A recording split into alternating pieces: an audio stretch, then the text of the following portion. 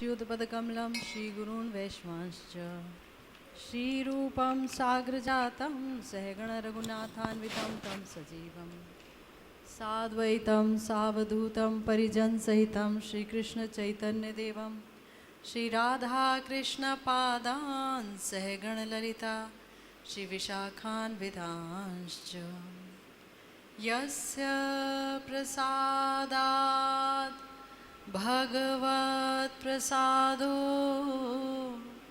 यस्या प्रसादान्न गतिः कुतोऽपि ध्यायामस्तु वंस्तस्य यशस्त्रिसन्ध्यां वन्दे गुरोः श्रीचरणारविन्दम्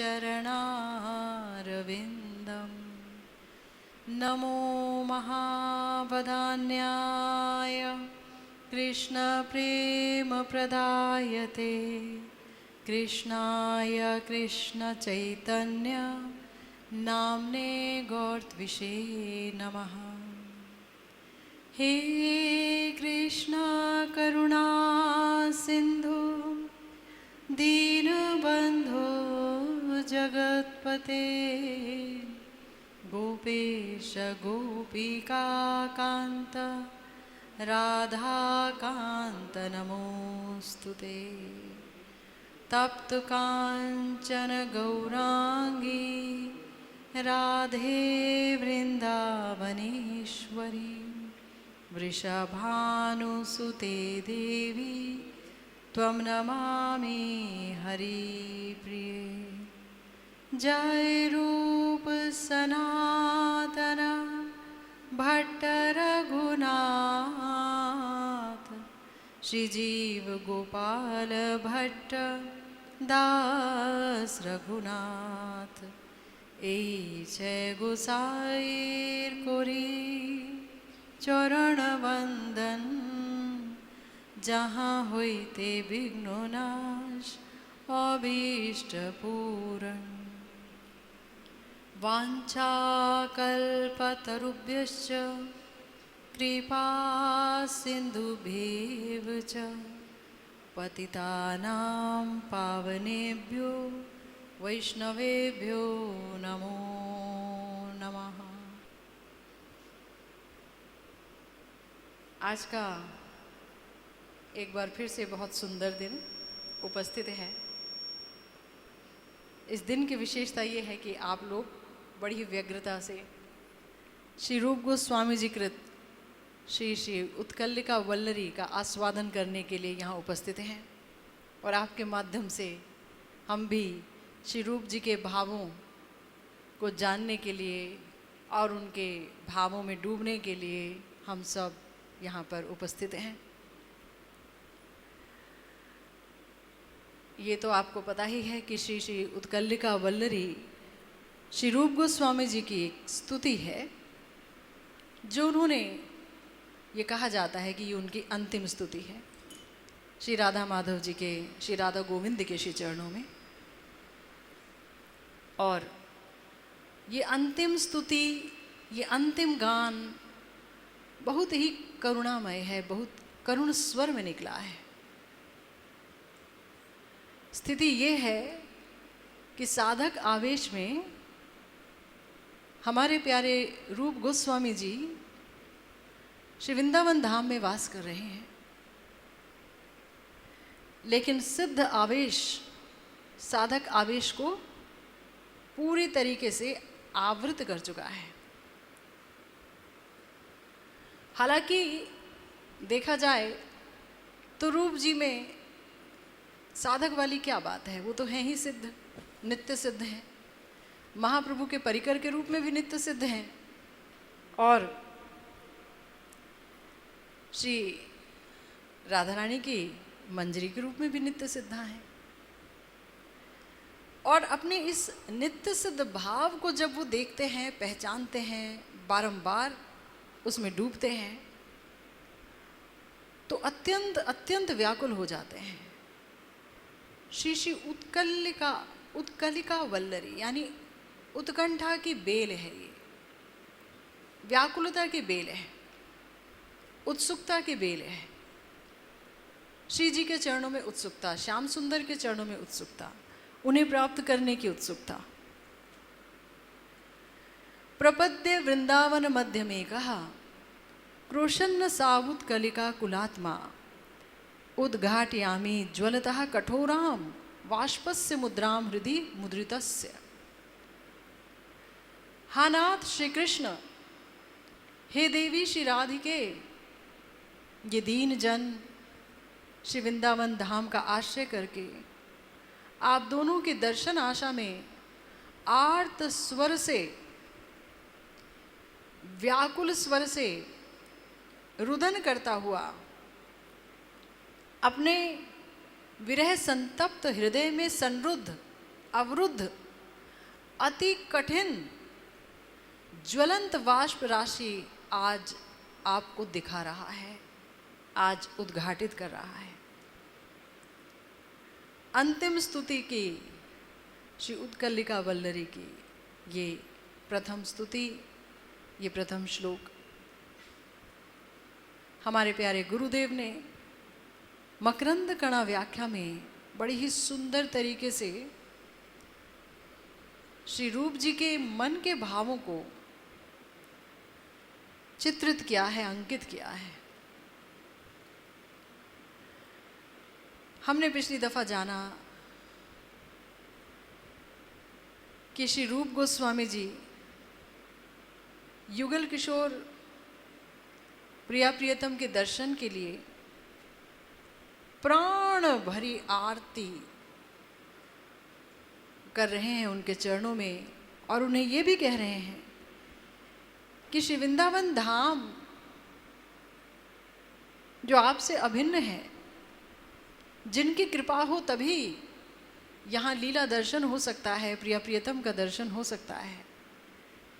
हे राधा गोविंद, मैंने उसी श्री वृंदावन धाम की शरण ली है और श्री वृंदावन धाम में बैठकर मैं यही प्रार्थना कर रही हूँ कि आपके मुझे किसी भी तरह दर्शन प्राप्त हो। तो एक तरफ बड़ी ही लालसा है प्राप्ति की, और दूसरी तरफ दीनता है कि क्या मैं प्राप्त करने के योग्य हूं, क्या मेरी योग्यता है। श्री राधा माधव, श्री राधा गोविंद के दर्शन, उनकी सेवा प्राप्त करने की योग्यता है क्या। तो अपने में तो कोई गुण नहीं देखती हूँ, लेकिन ये पता है कि आपके श्री धाम श्री वृंदावन में बड़ी ही कृपा बरसती है, वो बड़ी कृपामय है। और अगर कोई उनका आश्रय ले ले तो आप किसी के निवेदन को ठुकराते नहीं हो। इसीलिए पहले ही बता दूं कि मैं कब से उनका आश्रय लिए बैठी हूँ। श्री रूप जी के ये हृदय के उद्गार हैं, अविरत रो रहे हैं। हमारे प्यारे गुरुदेव कहते हैं क्रंदन ही पुरुषार्थ है। ये जो क्रंदन है प्रिया प्रियतम के चरणों में, ये ही पुरुषार्थ है। पुरुषार्थ का अर्थ है पुरुष या व्यक्ति अगर किसी चीज़ को पाने के लिए खूब मेहनत करे, और जिसको पाने के लिए उसे खूब मेहनत करनी चाहिए, धर्म, अर्थ, काम, मोक्ष, शास्त्र इन्हें पुरुषार्थ कहते हैं। ये 4 पुरुषार्थ हैं। लेकिन हमारे प्यारे गुरुदेव कहते हैं नहीं, ये पुरुषार्थ तो आपको फंसा देंगे। धर्म भी फंसाएगा, मोक्ष भी फंसाएगा, मोक्ष की वांछा, भौतिक भोग की वांछा, पैसे की वासनाएं, सब कुछ फंसा देगा, कभी नहीं निकलने देगा। शरीरों के जाल से, मकड़ जाल में गिरफ्त रहेंगे हम। लेकिन एक पुरुषार्थ जिसके लिए व्यक्ति को पूरी तरह से मेहनत करनी चाहिए, तो गुरुदेव कह रहे हैं वो है क्रंदन। क्रंदन भजन करते समय, भजन में बैठते हुए, हरि नाम लेते हुए, योग पीठ करते हुए, लीला चिंतन करते हुए, वैष्णव दर्शन करते हुए, गुरु दर्शन करते हुए, धाम दर्शन करते हुए क्या आंखें भर आती हैं? क्या हृदय द्रवित होता है? क्या हृदय में आलोड़न जागृत होता है? अगर होता है तो फिर सही दिशा में मेहनत हो रही है। यही साधना है, यही प्राप्त करना है। गुरुदेव कह रहे हैं क्रंदन ही पुरुषार्थ है। और क्यों पुरुषार्थ है? क्या मिलेगा? धन से तो बहुत कुछ मिलेगा, मोक्ष से, बार बार आने जाने से छुटकारा मिलेगा। क्रंदन से क्या मिलेगा? तो गुरुदेव ने कहा माधुर्य भगवतार सार, भगवत्ता का सार है माधुर्य। क्रंदन से ही युगल सरकार के माधुर्य का आस्वादन हो पाएगा, इसके बगैर संभव नहीं है, इसके बगैर असंभव है। हृदय द्रवित नहीं हुआ, सूखा सूखा रहा तो माधुर्य का आस्वादन नहीं हो पाएगा। और अभीष्ट के दर्शन का भी उपाय मात्र क्रंदन ही है। तो गुरुदेव कह रहे हैं कि श्रीपाद स्वरूप में ब्रज की श्री रूप मंजरी हैं और अनन्य शरणा है, और हृदय से आर्तनाद कर रही हैं श्री श्री राधा गोविंद राधा माधव के साक्षात दर्शन के लिए। उनके सेवा के अभाव में दर्शन नहीं हो रहे हैं, सेवा का अभाव है। पिछली दफ़ा हमने जिक्र किया कि ऐसा नहीं है कि रूप जी को दर्शन नहीं होते। किशोरी जी स्वयं आ जाते हैं उनके पास, कितना कुछ लिखते हैं उनके सौंदर्य में, कितने कितने स्तुतियाँ, कितने कितने स्तव हैं। स्तव माला में अगर हम देखें तो खूब दर्शन होते हैं, लेकिन तो भी लगता है कि साक्षात नहीं हो रहे हैं। सेवा मिलती है, करते हैं, फिर वो आवेश साधक का आ जाता है, बाहर के जगत में भी आना पड़ जाता है ना। निरंतर तभी होगा जब तुम अपने चरणों में खींच लोगी, चरणों में खींच लोगी, सेवा देकर धन्य आती धन्य करोगी तो निरंतर होगा, वरना निरंतर सेवा पाने का कोई उपाय नहीं है। और यही सोच करके रो रहे हैं। गुरुदेव कह रहे हैं हृदय के सुतीव्र विरह वेदना का व्यंजक है ये रुदन। सुतीव्र विरह वेदना, हमने ये जिक्र किया था, श्री कृष्ण से संबंधित विरह आनंद का ही घनीभूत रूप है। श्री कृष्ण से संबंधित क्रंदन आनंद से ही उत्थित है, क्योंकि श्री कृष्ण आनंदमय हैं, रसमय हैं। उनसे संबंधित सब कुछ रसमय है, आनंदमय है। तो श्री रूप जी कह रहे हैं कि आपके इस ब्रजधाम का आश्रय करके उत्कंठा आकुलित चित्त से हृदय के पूंजीभूत, यानी जब से भजन करना प्रारंभ किया और ये अंतिम रचना तक हृदय में अपने विरह वेदना को अटका के रखा, कभी भी आपको दिखाया नहीं, लेकिन अब रहा जाता नहीं। तो ये जो पूंजीभूत, ये जो जमाट बांधा हुआ ये जो विरह वेदना है, आज मैं आपको खोल के दिखा रही हूँ। देखो आपके रूप के हृदय में कितनी ज्वाला जल रही है। अकेले बैठकर रो रहे हैं और हमारे प्यारे गुरुदेव कह रहे हैं कि ये जो निदारुण विरह की व्यथा है और इसकी जो बात है, हमने बात बोल दी, विरह ही भजन है, विरह का आस्वादन ही प्रमुख आस्वादन है। भक्त को विरह होता है भगवान से, भगवान को विरह होता है भक्त का। और जहाँ विरह ना हो वहाँ प्रेम प्रगाढ़ नहीं होता। प्रेम होता है ठाकुर जी का और प्रिया जी का प्रेम तो प्रगाढ़ है ही, उसमें क्या संदेह है। लेकिन अगर इसमें विरह भी मिल जाए तो वो जो प्रेम है वो अनंत भाव से विकसित होता है। वो जो कभी विकसित नहीं हो सकता, पूर्णतम है, वो भी विकास को प्राप्त करता है। विरह ऐसी वस्तु है। नित्य सिद्ध मंजरी है प्रिया प्रियतम की। ऐसी मंजरी श्री रूप जी कि समस्त सखियों के भाव, समस्त सखियों के प्रकार बता रहे हैं कितनी कुशलता से श्री उज्जवल नीलमणि में। क्या नहीं बता रहे हैं, बताओ। एक एक रहस्य को ऐसे खोला है हमारे गोस्वामियों ने कि जिसके बारे में सोचें तो आश्चर्य होता है, लेकिन फिर भी विरहाकुल है। मिलन ना हो प्रिया प्रियतम से तो कोई ऐसा बोल ही नहीं सकता, लिख ही नहीं सकता ऐसे ग्रंथ, लेकिन तो भी विरह की वेदना से प्राण छटपट कर रहे हैं।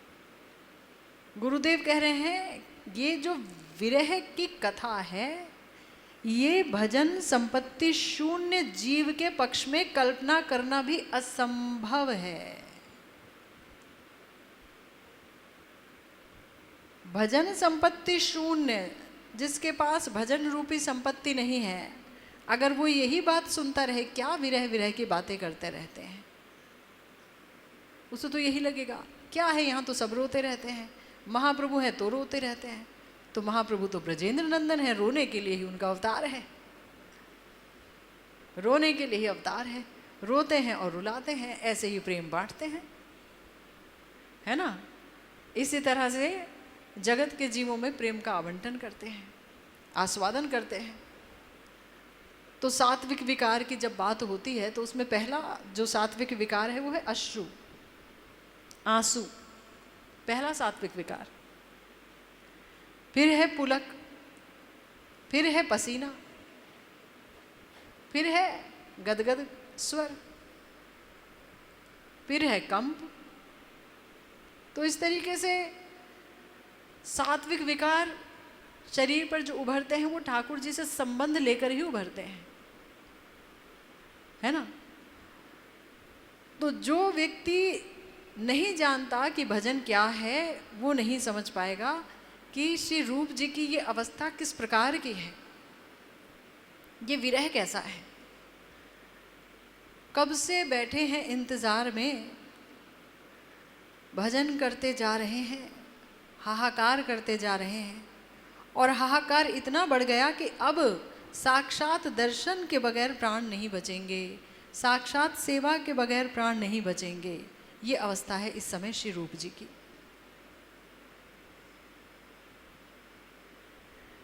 बिना हाहाकार के प्रिया प्रियतम के दर्शन नहीं होते। बिना रोने के तो, अगर बच्चा भी ना रोए तो माँ भी नहीं सुनती, काम में व्यस्त रहती है। बच्चा जब रोता है तो माँ देखती है उसकी तरफ। तो बिना हाहाकार के प्राप्ति नहीं होती किसी भी चीज़ की। और ये जो हाहाकार है ये आनंदमय है, क्योंकि कृष्ण से संबंधित है। अगर इस जगत के लोगों से संबंधित हाहाकार हो तो वो दुखमय है, क्लेशमय है। तो गुरुदेव बता रहे हैं कि लालसा की नई नई तरंग विरह विधुर हृदय सिंधु को उद्वेलित कर रही है। धैर्य का बांध अब टूट गया है। हालांकि बीच बीच में स्फूर्ति हो रही है, लेकिन तब भी स्वस्थ नहीं हो रहे हैं, स्वस्थ नहीं हो पा रहे हैं। क्योंकि जो स्फूर्ति हो रही है वो कैसी है, प्रिया जी कृपा करके स्फूर्ति दे रही हैं। देखो हमें, देखो रूप हमें देखो, लेकिन श्री रूप जी की अवस्था ऐसी है कि वो स्फूर्ति चाहे कितने भी समय की हो, उन्हें लग रहा है जैसे अंधकार में अगर बिजली की रेखा चमक जाए और कोई उसे देखे और वो तुरंत लुप्त हो जाए, तो अंधकार जितना नज़र आ रहा था उससे भी कई गुना ज़्यादा नज़र आता है, अंधकार और प्रगाढ़ हो जाता है ना। तो विरह अंधकार और प्रगाढ़ हो जाता है उनकी स्फूर्ति से। उनके हृदय में बस यही इच्छा है कि कैसे भी करके हे राधा माधव, हे राधा गोविंद, आपके दर्शन पाऊं, आपकी सेवा पाऊं, बस यही इच्छा है। इस इच्छा के अलावा दूसरी इच्छा नहीं है।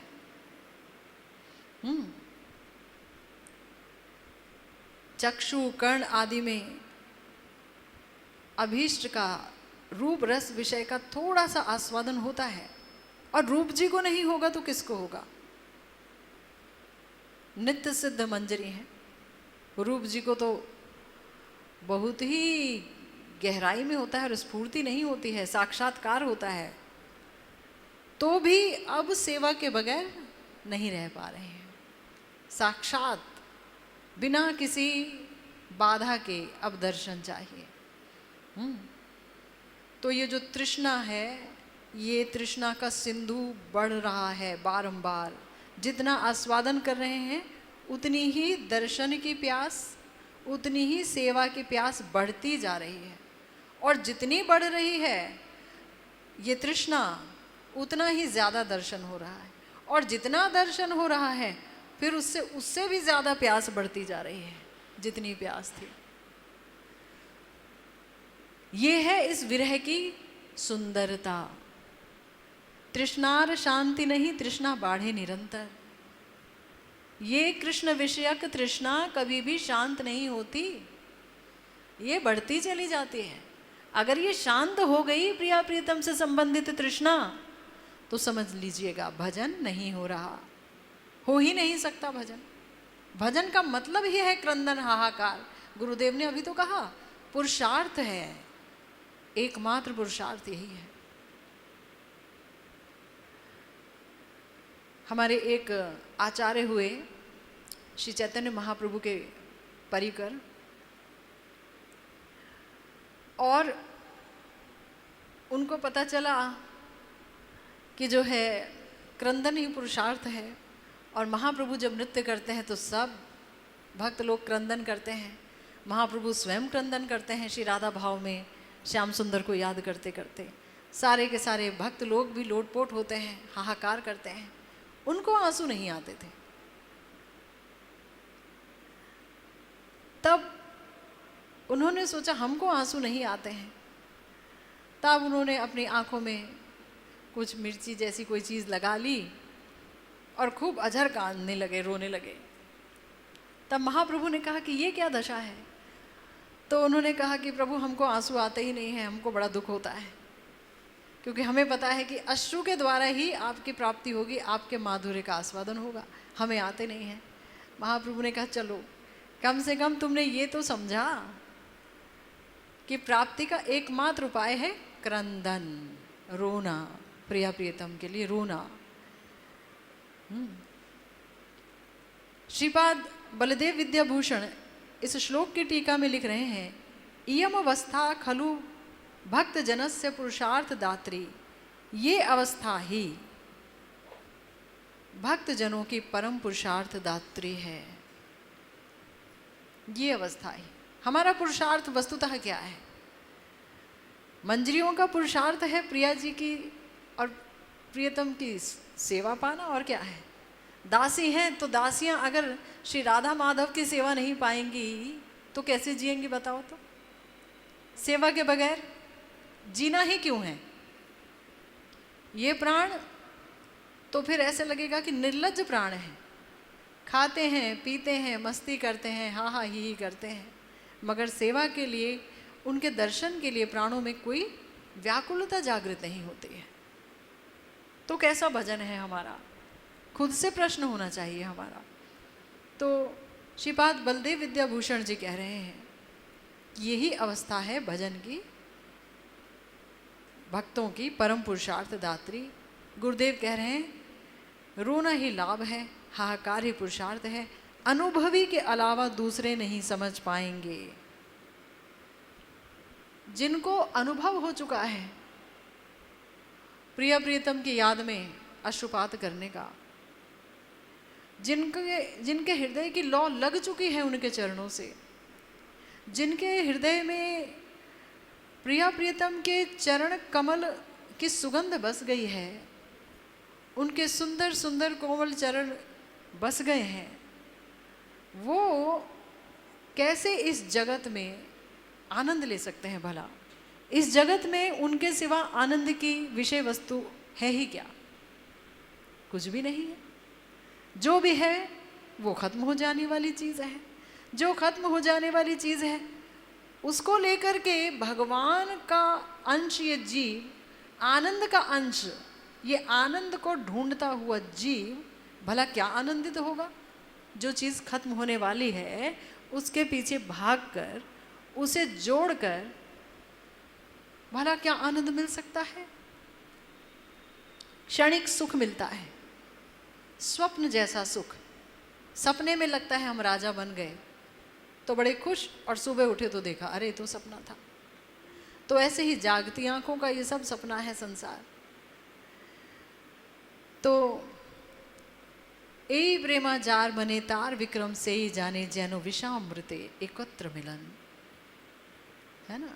युगल प्रेम जिसके हृदय में है, प्रिया जी का प्रेम जिसके हृदय में है, वही जानता है कि इस प्रेम का पराक्रम कितना है, इस प्रेम का जोर कितना है। इस भाव के आस्वादन के कारण ही श्री चैतन्य महाप्रभु का अस्थि संधि वियोग या कूर्माकृति देखी जाती है, इस विरह भाव के कारण ही। अगर मिलन भाव हो तो ऐसी छटपटाहट कहाँ। गुरुदेव कई बार ये उदाहरण देते हैं कि मानो एक हाथी को बांध दिया जाए, जब तक हाथी को बांधा नहीं है तो हाथी चले जा रहा है, आराम से मुड़ रहा है दाहिने बाएं, जहाँ जहाँ बोल रहा है महावत। और अगर उसको बांध दिया जाए कस के, और तब वो हाथी उन रस्सियों को तोड़ने का प्रयास करता है, तब पता चलता है इनमें कितना बल है। ऐसे ही परकीय भाव में प्रेम में कितना बल है श्याम सुंदर भी नहीं समझ पाते। जहां वो खुद ये स्वीकार करते हैं, ना जानी राधिकार प्रेमे आछे का तो बल, है ना। जे बले अमाए सदा करे विवल, मैं विवल रहता हूं, पता नहीं इनके प्रेम में कितना बल है। बल को ही नापते रह जाते हैं। कौन? श्याम सुंदर। कौन है श्याम सुंदर? जिनकी अंग कांति को ही पाने के लिए कितने ज्ञानी, कितने योगी हजारों साल तपस्या करते रहते हैं, फिर भी नहीं पा सकते हैं, वो श्याम सुंदर। श्रुतियां जिनका भजन करती हैं, जिनके आनंद की एक कणिका की छवि मात्र से पूरा जगत उन्मत्त है, पूरा ब्रह्मांड उन्मत्त है, वो श्याम सुंदर कहते हैं कि मुझे नहीं पता प्रिया जी के प्रेम में कितना बल है। उनके उस बल को समझने के लिए, प्रिया जी के प्रेम के बल को समझने के लिए श्याम सुंदर के पास कोई विकल्प था नहीं, आना पड़ा भक्त बन करके। क्योंकि भक्तों के भाव, भक्तों की परिपाटी, भक्तों के प्रकार, भक्तों की भक्ति के प्रकार, उनकी गति, उनका चलन बिना भक्त हुए आप नहीं समझ सकते। सुनकर कैसे समझ सकते हैं भगवान? भक्त होना पड़ेगा ना। तो प्रिया जी का जो भाव है, महाभाव जिससे वो बनी है, उस महाभाव सिंधु के एक बिंदु को भी अगर समझना है ना श्याम सुंदर को, तो महाभावती राधा ही बनना पड़ेगा। इसीलिए किशोरी जी का महाभाव और उनकी अंग कांति स्वीकार करके हमारे प्यारे श्याम सुंदर बन गए गौर सुंदर, गौर हो गए। और जब आए किशोरी जी के भाव का आस्वादन करने के लिए, तो लुब्ध हो गए दासियों के भाव का आस्वादन करने के लिए, कि जो दासियां हैं, ये जो मंजरियां हैं, ये युगल माधुर्य आस्वादन करती हैं, तो इन्हें कैसा लगता है। अभी तक एक ही इच्छा थी, प्रिया जी के प्रेम का माधुर्य कैसा है, प्रिया जी के प्रेम की सीमा को जानूंगा तो पता लगेगा मेरी मधुरिमा कैसी है, और उस मधुरिमा का पान करके प्रिया जी को क्या सुख मिलता है। अब नज़र पड़ गई दासियों पर भी कि ये जो दासियां हैं, इनको तो डबल सुख मिलता है।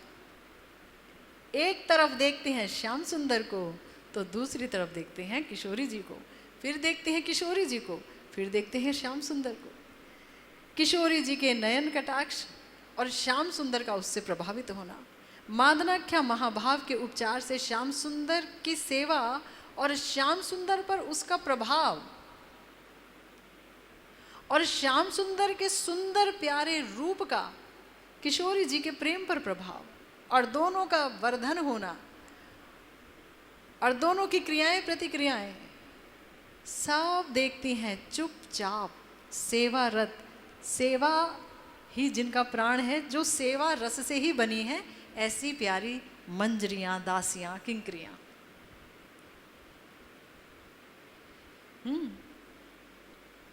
तो जब श्रीमन महाप्रभु ने सोचा कि मंजरियों के भाव का आस्वादन किया जाए,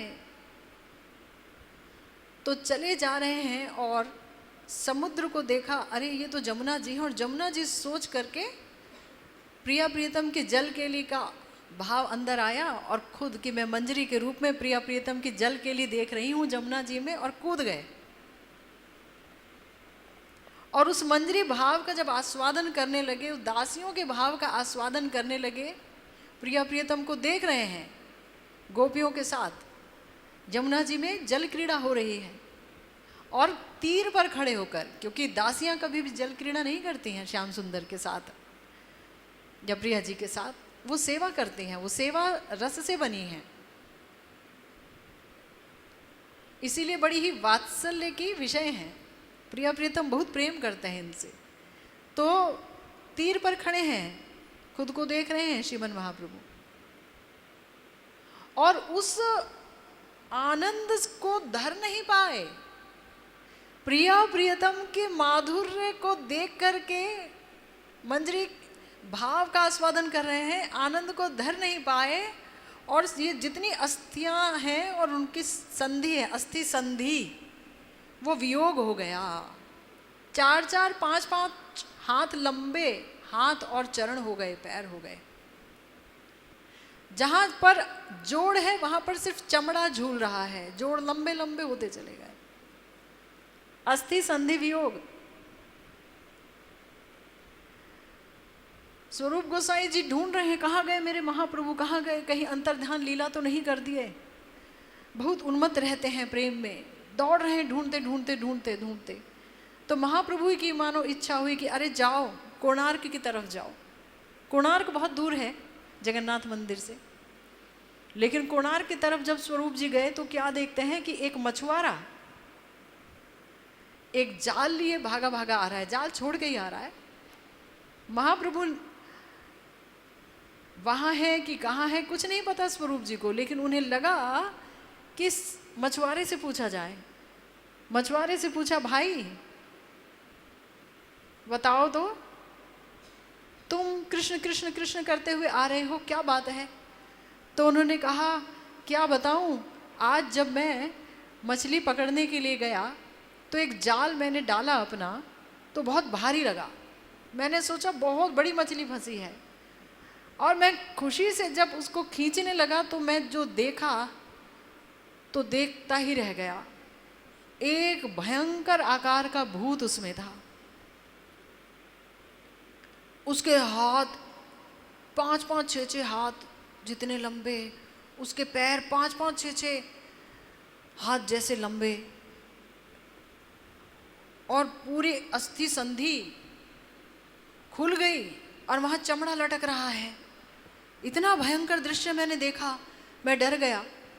मैं रोज नरसिंह भगवान का मंत्र करता था, ये सोच करके कि कहीं कोई भूत ना हमको पकड़ ले, रात में आते हैं तो मछली पकड़ने। लेकिन जब मैंने नरसिंह मंत्र का जाप किया तो ये भूत हमारे गले को पकड़ लिया। जितना मैं मंत्र का जाप करूं वो उतना ही मुझे पकड़ ले।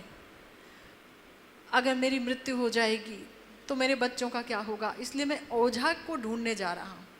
स्वरूप जी ने कहा कि ओझा का काम मैं कर दूंगा, मुझे भूत भगाना आता है। तब उन्होंने कुछ बिड़ बिड़ बिड़ बिड़ उसके कान में बोला और 2-3 थप्पड़ लगा दिए तो वो कुछ स्थिर हुआ। पर चूंकि महाप्रभु को उसने स्पर्श किया था, इसलिए कृष्ण प्रेम में डूबा था, प्रेम आनंद में डूब रहा था, नाच रहा था, हरे कृष्णा नाचता जा रहा था। स्वरूप जी उसकी दशा ही देखकर समझ गए कि कहीं कोई स्पर्श हुआ है श्रीमन महाप्रभु का। तो उन्होंने कहा मुझे वहां लेके चलो, और उन्होंने कहा ये तो महाप्रभु हैं। जब बोला था उस जालिया को, मछुआरे को, कि वो महाप्रभु हैं, भगवान हैं, तो उन्होंने कहा महाप्रभु को तो मैंने कई बार देखा है, पर वो बड़ा ही विकृत रूप है जो मैंने देखा है। श्रीमन महाप्रभु को देखकर उस अवस्था में भीगे हुए वस्त्र, आंखें बंद, अस्थि संधि वियोग, उस अवस्था में भी ऐसा ही था। स्वरूप जी रोने लगे। लेकिन महाप्रभु को नहीं पता कि मेरी क्या अवस्था है। वो तो आनंद की परम चरम अवस्था का आस्वादन कर रहे हैं ना। ये तो देखो, उनको तो नहीं पता कि मेरी अवस्था कैसी है। जब उनको उनके कान में महामंत्र सुनाया गया तो श्री महाप्रभु ने आंख खोली और उन्होंने कहा, तुम मुझे कहाँ उठा लाए? मैं तो प्रिया प्रियतम की जल क्रीड़ा देख रहा था तीर पर खड़े होकर। मैं आनंद में था, तुमने मेरा आनंद भंग कर दिया।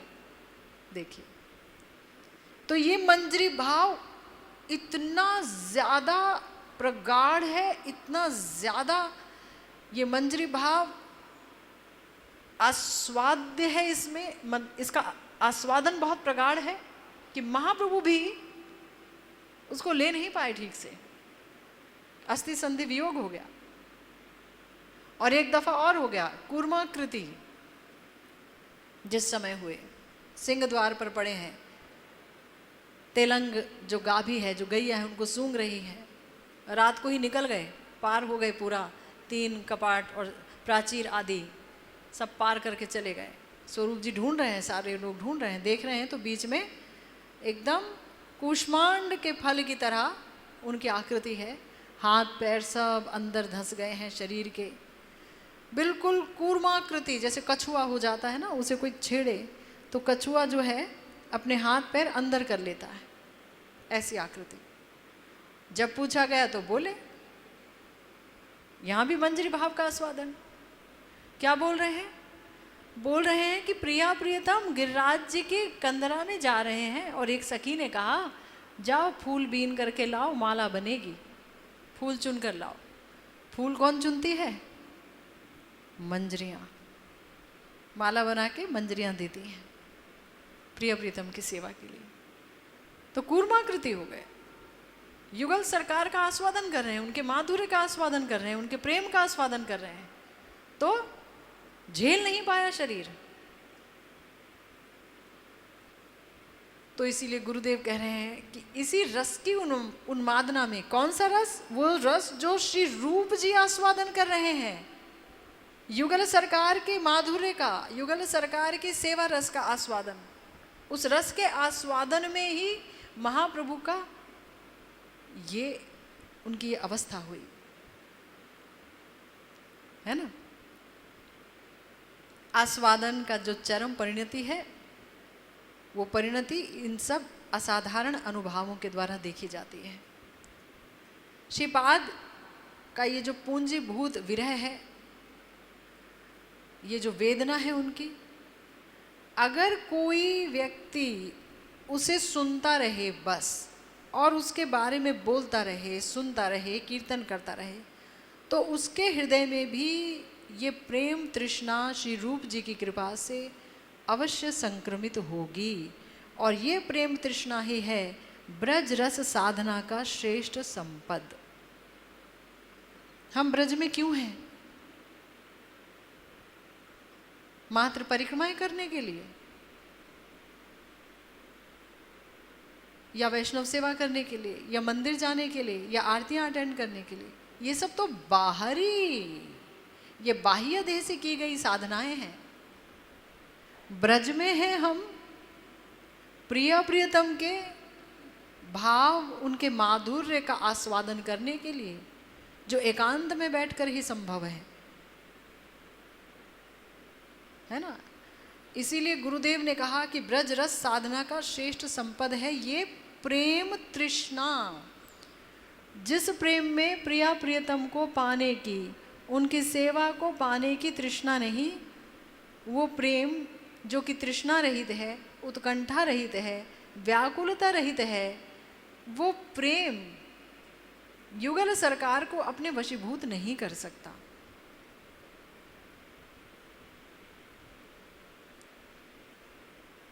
है ना।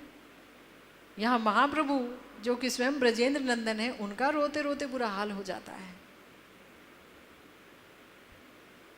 तो श्रीला ठाकुर महाशय ने कहा है, परम नागर कृष्ण ताते हो अति तृष्ण, भजो तारे ब्रज भाव लोइया, रसिक भकत संगे रहिबो पीरीति रंगे, ब्रजपुरे वसती कुरिया।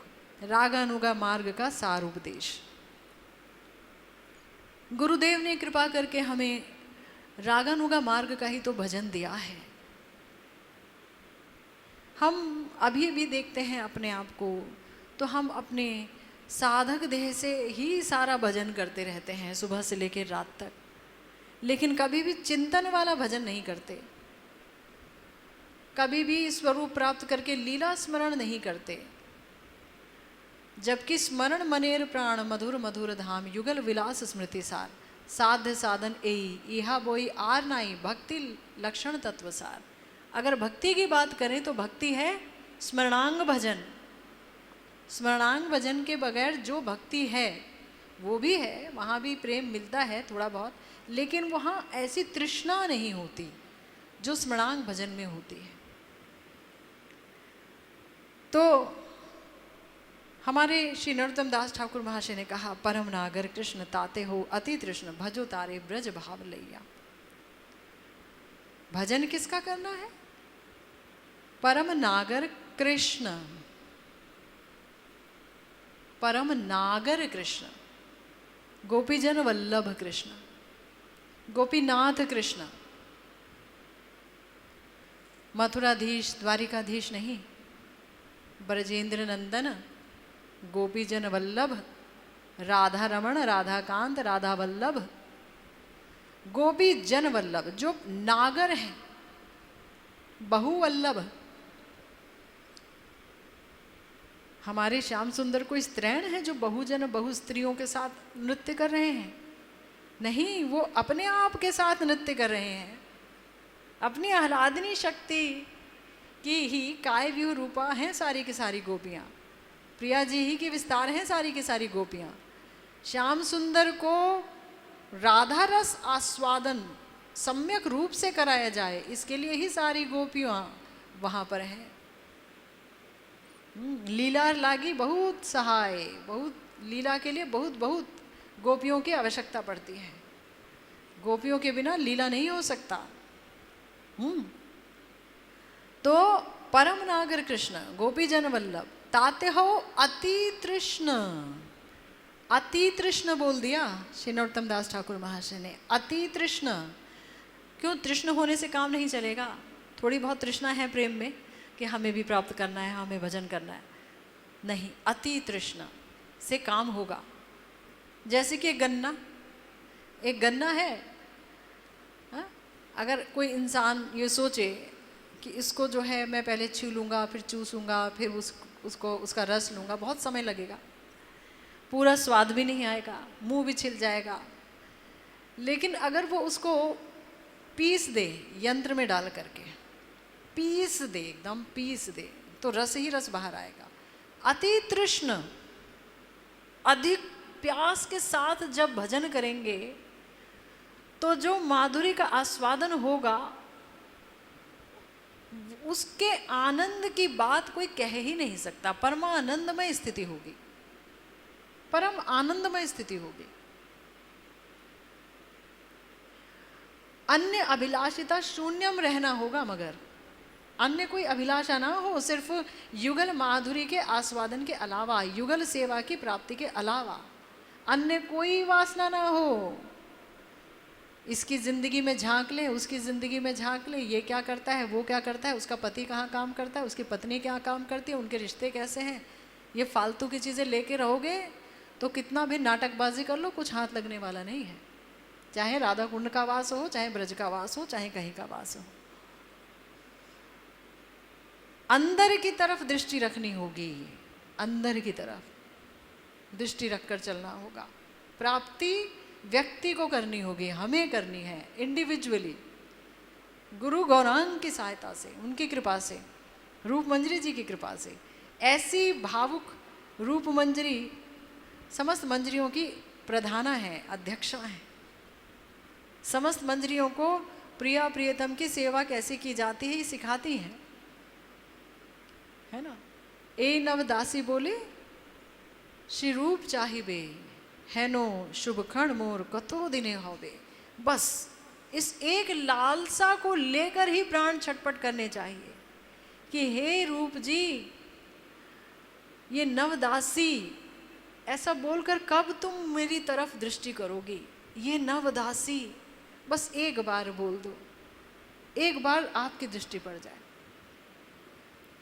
एक बार उनकी दृष्टि पड़ गई तो किशोरी जी की पड़ गई, श्याम सुंदर की पड़ ही गई।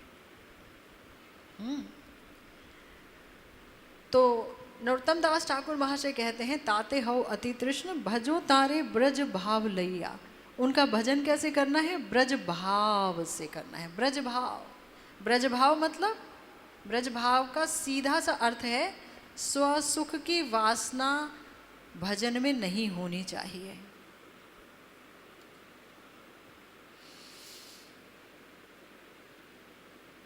बाहर की तरफ दृष्टि नहीं होनी चाहिए, स्वसुख की वासना नहीं होनी चाहिए। कांच के कुछ टुकड़े हमको सुख दे रहे हैं, हम उसी सुख में निमग्न हैं दिन रात, तो ये दुख का विषय है। स्वसुख होना ही नहीं चाहिए। प्रिया प्रियतम का सुख, राधा श्याम सुंदर का सुख, गुरु वर्ग का सुख, क्योंकि गुरु वर्ग का सुख राधा श्याम सुंदर के सुख में ही पर्यवसित होता है। उनका सुख अलग से कुछ नहीं है, प्रिया प्रियतम को सुख। तो ये है ब्रज भाव लैया, उनका भजन करना है ब्रज भाव लैया, अन्य अभिलाषिता शून्यम होकर। रसिक भक्त संगे रहोगे कैसे? ब्रजवास तो कर लिया, कैसे रहूं? अकेले रहूं? नहीं, मन बड़ा चंचल है, बड़ा पापी है। अकेले रहोगे और योग्य भक्त का संग नहीं किया। योग्य भक्त का डेफिनेशन, वो जो आपसे अच्छा है, वो जो इसी मार्ग का भजन कर रहा है, राधा कैंकर जो प्राप्त करना चाहता है, वो जो आपसे बेहतर है, वो जो दिन रात प्रिया जी में, प्रियतम में डूबा रहता है, उनका संग करके रही वो पीरीति संगे। संग उनका करना है और रहना कैसे है? प्रेम से, किसी पे आक्षेप करते हुए नहीं। ब्रज में रहोगे, ब्रज में इतनी बड़ी वस्तु मिलेगी, और ब्रज में ही रहकर अगर हम किसी पर उंगली उठाएं, उसका भजन ठीक नहीं, उनका मार्ग ठीक नहीं, ये ठीक नहीं, वो ठीक नहीं, ऐसा नहीं, वैसा नहीं, क्या है ये? इससे अच्छा हम ब्रज से बाहर ही भजन कर लेते। यहाँ तो अपराध बड़ी जल्दी लगते हैं, प्रेम जल्दी मिलता है तो अपराध भी जल्दी लगते हैं, सब कुछ है, तीव्रता हर चीज की है। तो इसलिए रसिक भगत संगे रहिबो पीरीति रंगे, ब्रजपुरे बसती करिया। ब्रजपुर में रहना होगा। कोई कहे कि हम तो नहीं रह पाते, तो गुरुदेव कहते हैं तो मानसिक रूप से रहिए, मानसिक रूप से रहिए तो भी काफ़ी काम हो जाता है। लेकिन फिर भी कोशिश यही होनी चाहिए कि अंततः ब्रजवास मिले ही। ब्रजवास का मतलब राधा कुंड वास ही नहीं होता।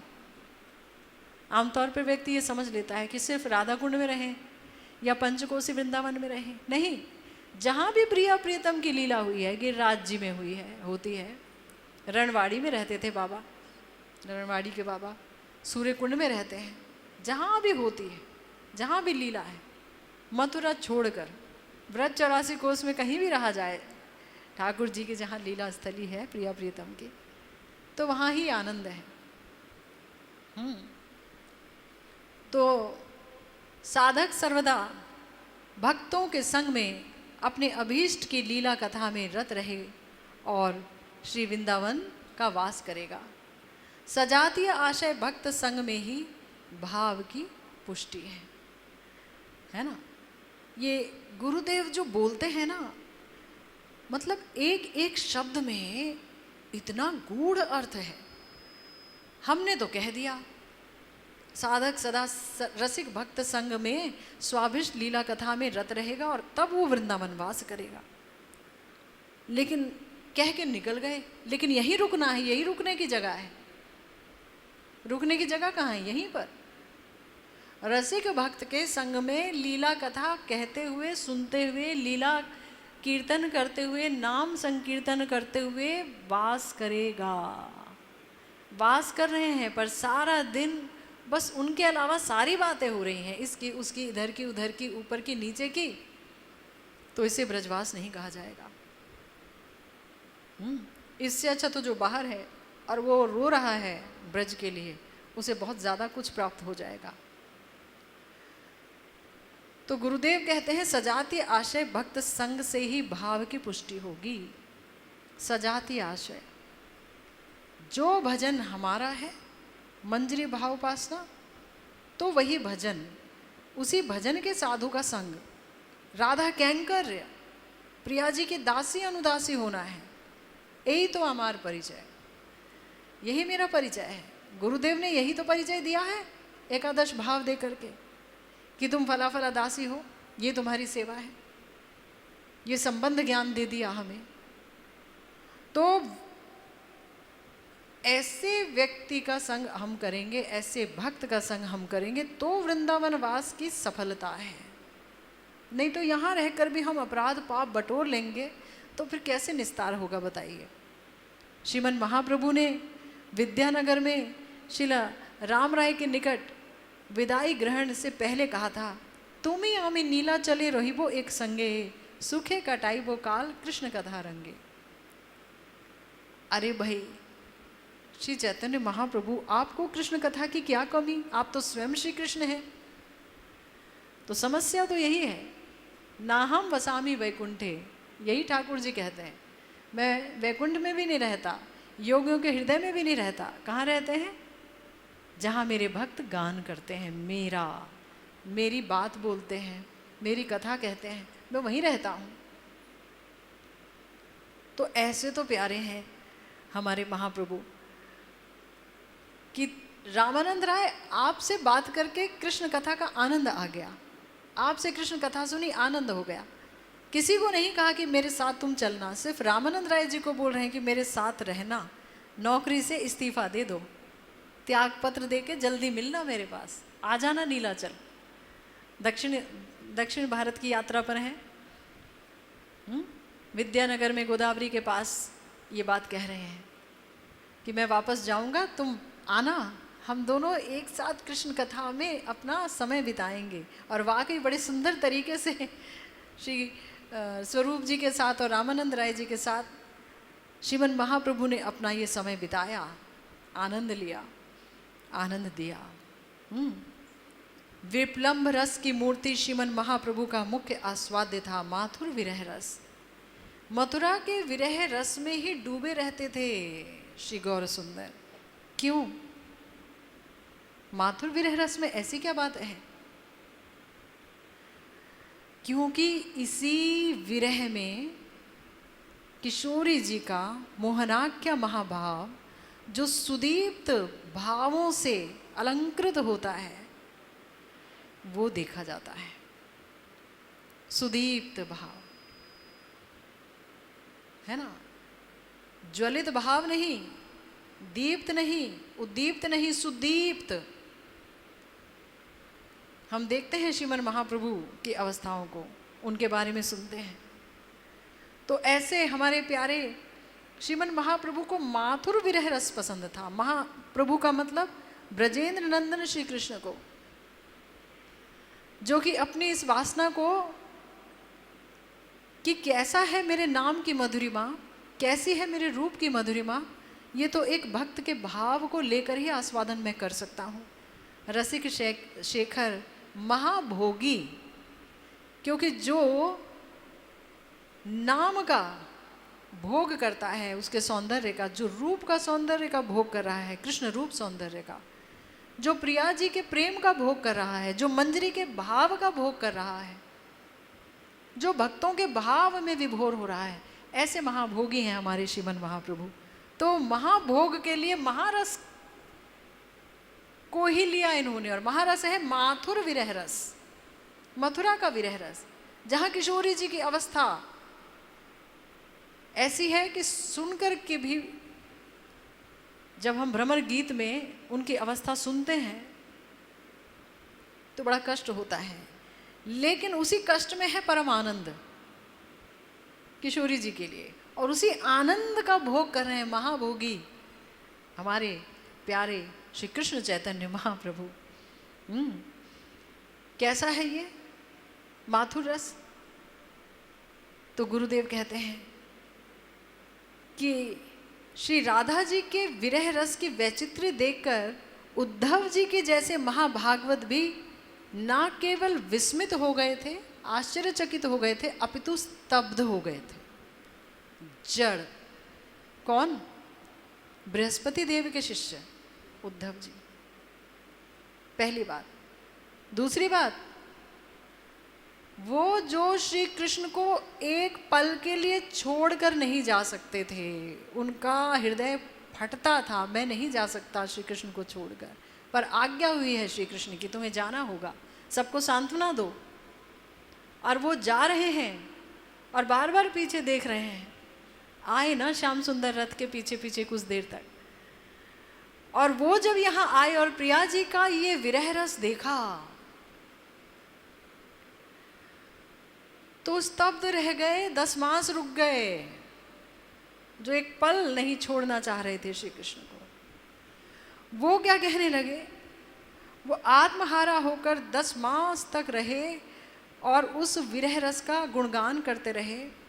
ब्रजबालाओं के विरह रस सिंधु में अवगाहन करके खुद को धन्य सोचने लगे। विरहेन महाभागा महान में अनुग्रह कृतः। हे महाभाग्यवती गण, आपका श्री कृष्ण विरह कभी संभव नहीं हो सकता, क्योंकि प्रेम के वश में रहने वाले श्री कृष्ण आपकी जैसी प्रेमवती गोपियों को छोड़कर दूर रह ही नहीं सकते। तब आपका ये जो विरह है वो बाहर प्रकाश कैसे पाया, क्यों पाया? तो उद्धव जी ने कहा, ये तो बाहरी प्रकाश है। मेरे जैसे व्यक्ति को अपनी प्रेम की महिमा दिखाने के लिए, उसे कृतार्थ करने के लिए आपने ये विरह रस प्रकाशित किया। यदि आपका ये विरह रस नहीं होता तो श्री कृष्ण मुझे ब्रज में नहीं भेजते। तो उद्धव जी जैसे परम कृष्ण सखा, मंत्री, पार्षद, जिनके लिए श्री कृष्ण ने कहा कि उद्धव जी मैं खुद को इतना प्रेम नहीं करता, ना लक्ष्मी जी मुझे प्रिय हैं, ना ब्रह्मा जी इतना प्रिय हैं जितना आप मुझे प्रिय हैं। वो रह गए सुदीर्घ 10 मास। कम नहीं होता, बहुत होता है। कृष्ण को छोड़ करके रह गए, साथ में नहीं, छोड़ के रहे, और जाना नहीं चाह रहे हैं। कह रहे हैं कि यहाँ जहाँ ये प्रेममयी गोपियाँ हैं, जो कृष्ण प्रेम में अहर्निश डूबी हुई हैं, जो कृष्ण के अलावा कोई बात नहीं करती, जो घर बार छोड़कर एक वृक्ष के नीचे ही रहती हैं, ये प्रेममयी गोपियाँ, इनके चरण की रज के एक कण को पाने के लिए मैं तपस्या करके, क्योंकि ब्रज में एक तृण का जन्म भी असंभव है, एक आम व्यक्ति के लिए, एक आम आत्मा के लिए, जीवात्मा के लिए, तपस्या करके मैं यहाँ तृण गुल्म लता औषध बनना चाहूँगा, ताकि एक कण ही मिल जाए मुझे। गोपियों के महाभाव से रंजित, प्रिया जी के महाभाव से रंजित रज का एक कण, उनके चरण रेणु का एक कण मिल जाए। श्री राधा रानी के चरण रेणु का कण नहीं मांग पाए, गोपियों में से किसी का भी मिल जाए, सब महाभागा हैं। तो ये कैसा विरह रस है, क्या महसूस करती थी प्रिया जी? हमारे आचार्य कहते हैं, महाजन पंथ निहारिते नयन अंधायलो, दिवस लिखिते नख गैलो, कि ऐसा माथुर रस जहाँ प्रिया जी श्याम सुंदर की इस बात पर टिकी हुई है कि जल्दी ही आऊँगा कंस को मार के, मैं आऊँगा, एक दिन आऊँगा। वो एक दिन रूपी आशा का फांद गले में पड़ा हुआ है, प्राण ना निकल पाते हैं, ना प्राणों को धारण कर पाते हैं। पंथ निहारिते नयन अंधायलो, दिवस लिखिते नख गैलो। आंखें अंधी हो गई हैं, राह तकते तकते तकते तकते। एक ही दृष्टि, आ रहे हैं क्या, जैसे गए थे वैसे ही आ रहे हैं क्या, वो रथ गया था क्या, वापस कोई रथ आ रहा है क्या, रथ पे चढ़ के आ रहे हैं क्या, वो आ रहे हैं क्या। आंखें टिका करके देख रही हैं, कह रही हैं कि नयन में अब शक्ति नहीं देखने की। और नख कैसे गया, नाखून पूरा, ये उंगलियां घिस गई हैं। दिन लिखते लिखते इतना दिन बीत गया, 2 दिन, 3 दिन, 4 दिन, 1 मास, 2 मास, गणना करते करते नाखून जो है, नाखून नख, वो भी क्षीण हो गया। दिवस लिखिते नख गैलो, दिवस दिवस कोरी मास बरिख गेओ, बरिखे बरिख कतो बहलो, माधव कैछन वचन तोहार। कैसा वचन दिया तुमने। दिन करते करते मास, और मास करते करते कितने वर्ष गुजर गए। कैसा वचन है तुम्हारा। आज काली कोरी दिवस गवाई ते, जीवन भैलु अति भार, आव बो कोरी कोरी कतो पर बोध बो, अब जीव धरे ही न पार। दूती कह रही हैं प्रिया जी की अवस्था श्याम सुंदर से मथुरा में, कि आजकल करते करते रोज दिन जा रहे हैं। रोज बोलती हूँ नहीं नहीं किशोरी जी, आज वो आएंगे ही। यही तो है ना भ्रमर घाट, भ्रमर गीत जहाँ हुआ, उद्धव जी ने जो सुना। तो आजकल करते करते कितने दिन चले गए हैं। अब मैं कितना उनको संतोष दूं, कितना बोलूं कि वो आएंगे ही, आज आ रहे हैं, नहीं नहीं कल तो आ रहे हैं, मुझे पता चला। आजकल करते करते कितनी बातें बनाऊं, अब जीवन धारण नहीं कर पा रही हैं। जीवन मरण अचेतन चेतन, निति निति बहलो तनु भार। जी रहे हैं कि मर रहे हैं, बार बार अचेतन हो रही हैं, बार बार चेतना युक्त हो रही हैं। तन जो है भार बनता चला जा रहा है। ये तन श्री कृष्ण सेवा की सामग्री, प्रिया जी का तन क्या है, श्री कृष्ण पूजा की सामग्री, वो भार बनता चला जा रहा है। चपल चरित तुआ चपल वचन आर, कोई कर वो विश्वास। दूती कह रही हैं श्याम सुंदर को, आपका चरित्र बड़ा चंचल है श्याम सुंदर, और आपके वचनों की भी कोई मर्यादा नहीं है। आपने वचन दिया था कि आप आएंगे। चपल चरित तुआ चपल वचन आर, कोई कर वो विश्वास। तुम्हारी बातों का कौन विश्वास करेगा। एक जगह श्री राम जी के रूप में मर्यादा पुरुषोत्तम है, जो बात कह दी प्राण जाए पर वचन ना जाए, और दूसरी जगह कल आऊँगा, परसों आऊँगा, आऊँगा आऊँगा आऊँगा, पर आए नहीं। तुम्हारी वचन का कौन विश्वास करे। ऐछे विरहे जब जन्म गंवाबो, ऐछे विरहे जब जन्म गंवायबो, तब की करबो ज्ञानदास। ऐसे विरह में जब जन्म ही समाप्त हो जाएगा, तब फिर हमारे आचार्य ज्ञानदास जी कह रहे हैं, तब हम क्या करेंगे।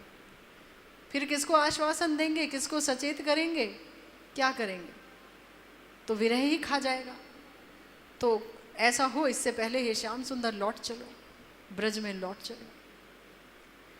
तो इस तरह से हम देखते हैं कि ये विरह हर जगह, जहाँ भी प्रेमिक भक्त है, उसे ये विरह रूपी प्रेम तृष्णा से युक्त होना ही होगा, तभी भजन का आस्वादन आएगा, तभी अभीष्ट का आस्वादन आएगा। तो आगे भी श्री रूप जी की ही सी बात को हम लोग इसी पर चर्चा करेंगे श्री गुरुदेव के अनुगत्य में।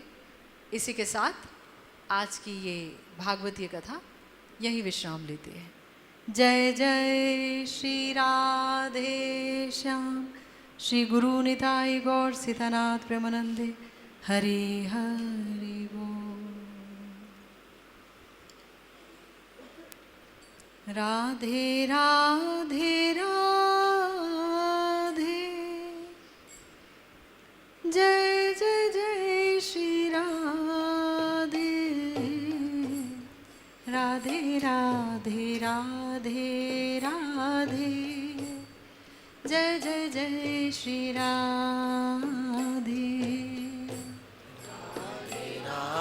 राधे जय जय जय श्री राधे राधे राधे राधे राधे जय जय जय श्री राधे।